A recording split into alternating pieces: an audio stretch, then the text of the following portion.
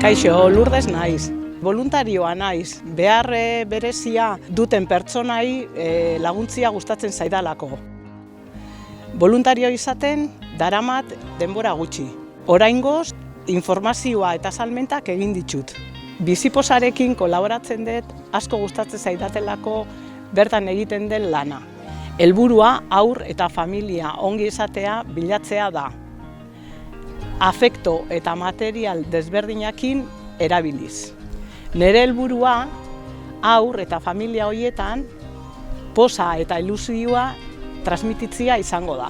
Gogoratu, zenbat eta voluntario gehiago izan, familia gehiagokin lan egin dezakegula. Eta kontuta eduki, bihotzetik ataratzen den poza botika onena dela. Anima zaitezte voluntario izatea. Ni bizipostu naiz.